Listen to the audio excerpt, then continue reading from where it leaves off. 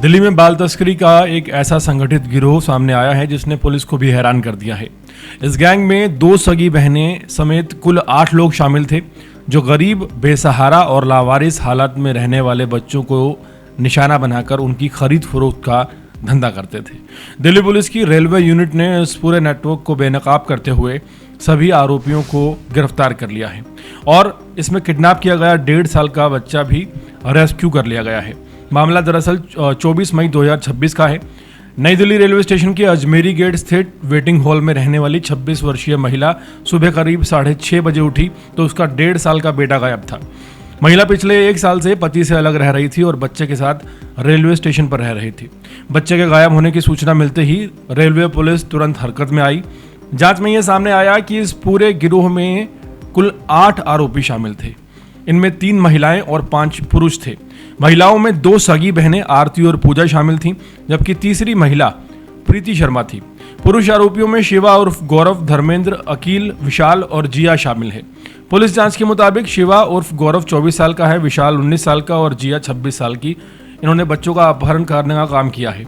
ये लोग railway station, बस अड्डों, धार्मिक स्थलों और ऐसी जगहों पर नजर रखते थे जहां गरीब या बेसहारा परिवार अपने बच्चों के साथ रहते हैं। मौका मिलते ही ये बच्चों को उठाकर गैंग के दूसरे सदस्यों तक पहुंचा देते थे और फिर इस तरह से ये काम करते थे। इसके बाद गैंग की महिला सदस्य 38 साल की आरती और उसकी सगी बहन 34 साल की पूजा अपना काम शुरू करती थी। पुलिस के अनुसार दोनों बहनें किडनैप बच्चों की खरीद और उन्हें आगे सौंपने का काम करती थी।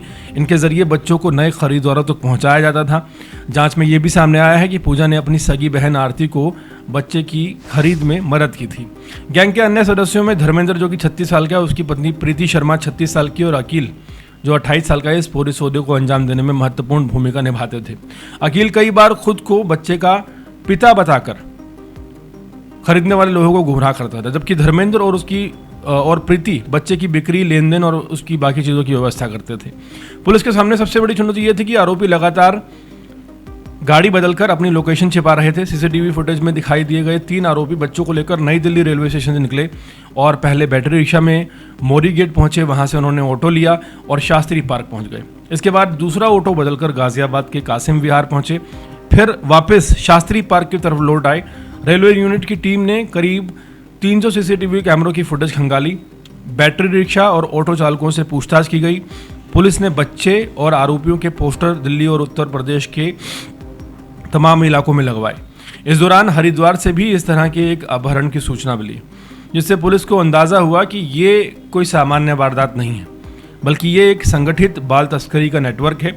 लगातार निगरानी, डिजिटल फॉरेंसिक जांच और कई राज्यों में की गई छापेमारी के बाद पुलिस ने सभी 8 आरोपियों को गिरफ्तार कर लिया है।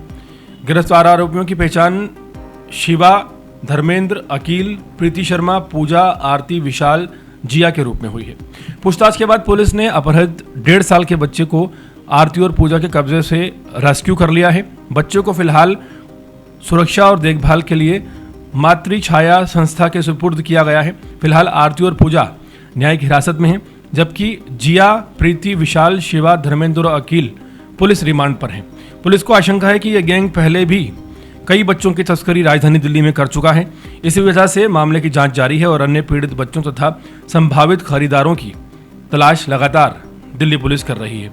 ये कार्रवाई रेलवे यूनिट दिल्ली पुलिस की बड़ी सफलता मानी जा रही है, जिसने एक ऐसे गिरोह का भांडाफोड़ किया है जो मासूम बच्चों को अपना शिकार बनाकर उन्हें बेचने का घिनौना कारोबार राजधानी दिल्ली में कर रहे थे।